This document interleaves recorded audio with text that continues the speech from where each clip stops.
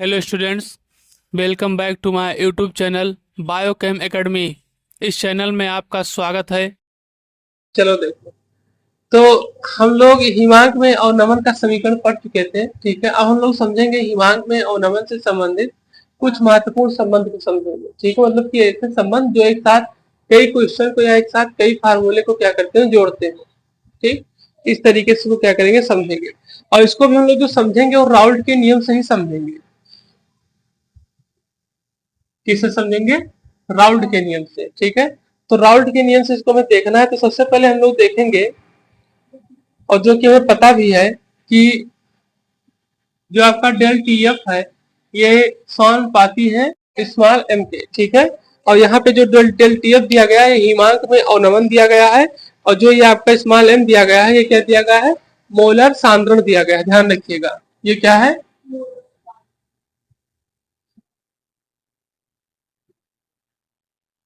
Molar सांद्रण दिया गया है। ठीक, समझा रहे इसको।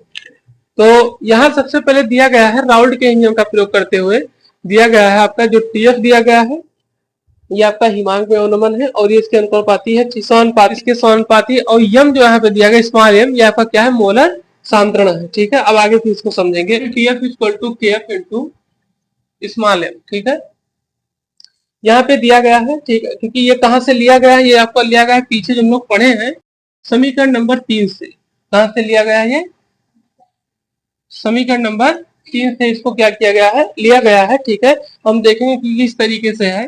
तो अगर देखा जाए small M equal to small W capital W into capital M.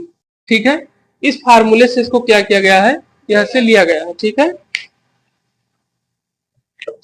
तो ये समीकरण नंबर 3 से इसको क्या किया गया है, उतारा गया। यहाँ आपको सब पता है इसके बारे में कि स्मॉल एम क्या होता है, ये आपको पता है। और फिर साथ ही साथ के एफ दिया गया है, जो इसको मोलल ऑनमन स्थिरांक कहते हैं, कल ही लिखा थे इसको।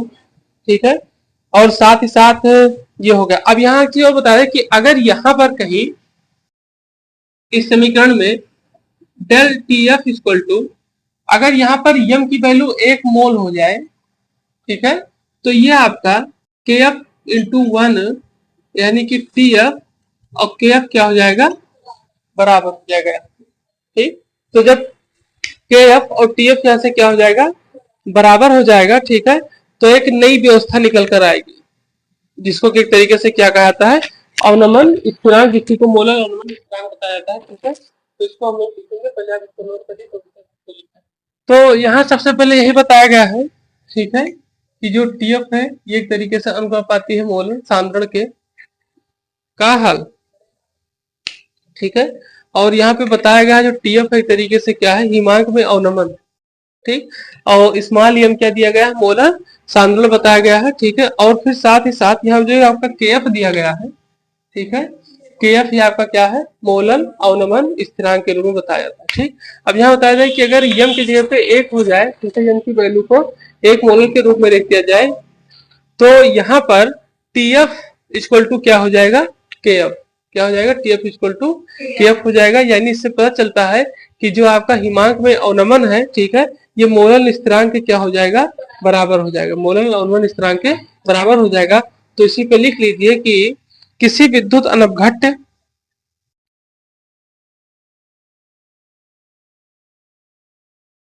किसी विद्युत अनवघट,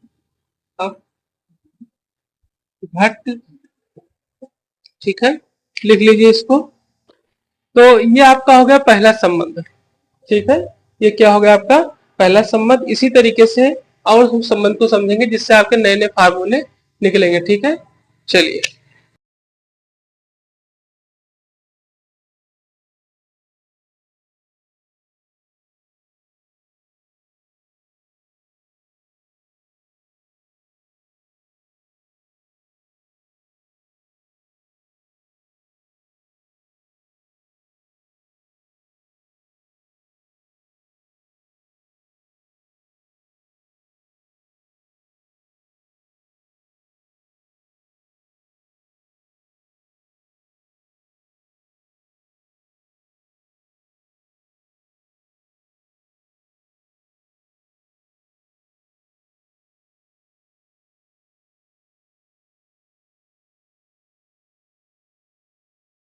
मोलर अनुमान स्थिरांक कहलाता है। ठीक,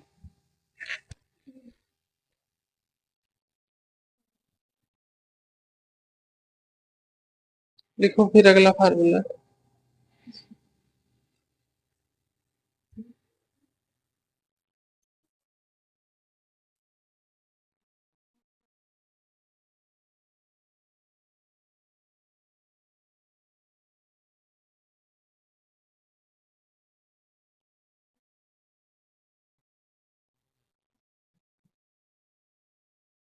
ये जो दिया भी गया है ये आपका पहला फार्मूला हो गया। ठीक है, दूसरा, अब यहाँ आप लोग जानते ही हैं कि केएफ क्या है आपका, मोलर अनुमान स्थिरांक है। ठीक है, इसी तरीके से W1 W2 क्या है, विलेय तथा विलायक का भार।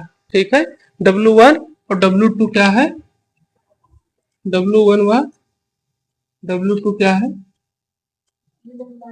हाँ, विलेय विलायक का भार। ठीक, और M1 आपका विलेय का अनुभार दिया गया है। ठीक, ये जो M1 है ये अनुभार दिया गया है। ठीक, तो ये चीजें यहाँ पे दी गई है, इसको नोट कर लीजिए, फिर आगे हम तीसरा फार्मूला जो आप लोगों का है। ठीक है, उसमें बस जरा सा परिवर्तन क्या है, जहां हम लोग अभी वो दूसरा फार्मूला पढ़े थे M1 इक्वल टू 1000, ठीक है, वहां पर हो जाएगा 100। ठीक है, बाकी फार्मूले में कोई परिवर्तन नहीं है, बस हाँ यहाँ दिया क्या गया है, इसे ग्राम अणु अवनमन स्थिरांक कहते हैं, जो हम लोग अब फार्मूला पढ़ेंगे। ठीक है, हाँ, ये होगा आपका इसी तरीके से M1 equal to 100 into KF W1 upon del TF into W2। तो यहाँ जो आपका क्या दिया गया है, 100 दिया गया है। ठीक है, तो अब ये एक तरीके से इसी तरीके से बता देगा क्या आप सुनिए फार्मूले में, नहीं आप फिर बाद में पूछे यहाँ 1000 कैसे हो गया, 100 कैसे हो गया। ठीक, इसमें यह बताया कि जब किसी विलायक के 100 ग्राम में किसी आवासशील विद्युत अनवघट पदार्थ का 1 मोल घोला जाए, यानी शुरू में आपको दे दिया कि 100 ग्राम दिया गया है और कोई आवासशील विद्युत अनवघट दिया गया है, 100 ग्राम दिया जाएगा। ठीक है, और उसके 1 मोल घोलने पर हिमांक का अवनमन विलायक का आणविक अवनमन, ठीक है, आणविक अवनमन कहलाता है, या फिर ग्राम अणु अवनमन हिमांक कहलाता है। ध्यान रखिएगा, ये जब दिया जाएगा तो आपको इसमें क्या पूछा जा सकता है, ग्राम अणु अवनमन स्थिरांक इसी को कहते हैं। मतलब एक तरीके से ग्राम में रहेगा, 100 ग्राम मतलब 100 के रूप में दिया जाएगा, और जब वहां दिया जाएगा, ठीक है, तो आपको किस में दिया जाएगा, 1000 के रूप में दिया जाएगा। ठीक है,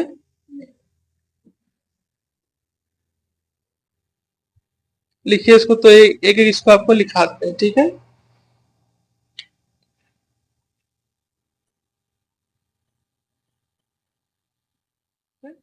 तो यहाँ पर ये फार्मूले के रूप में जो दिया गया है यहाँ आपको, ठीक, ये KF दिया गया है, जो आपका क्या है, मोलर हिमांक स्थिरांक है। ठीक है, ये आपका R जो दिया गया है, ठीक है, ये क्या है, गैस स्थिरांक। M जो है ये क्या, विलेय का अनुभार दिया गया है। ठीक है, ये जो आपको T डिग्री TF के रूप में दिया गया है, ये आपका विलेय का हिमांक दिया गया है।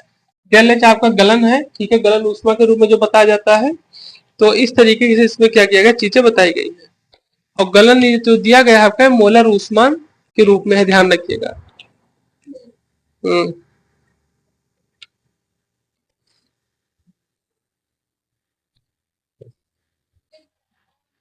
बस अब ये यहाँ पे खत्म होता है। ठीक है, हिमांक में जो महत्वपूर्ण संबंध के फार्मूले थे, यहाँ पे क्या होता है, होता है ये।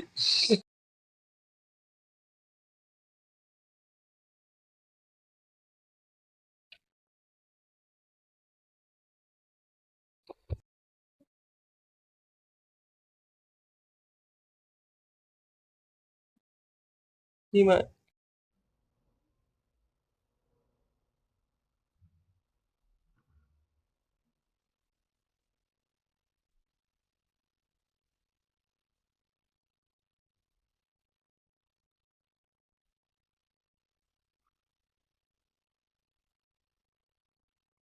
चैनल को लाइक करें, सब्सक्राइब करें, शेयर करें और कमेंट करें।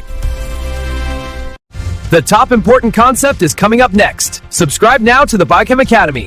Don't miss it.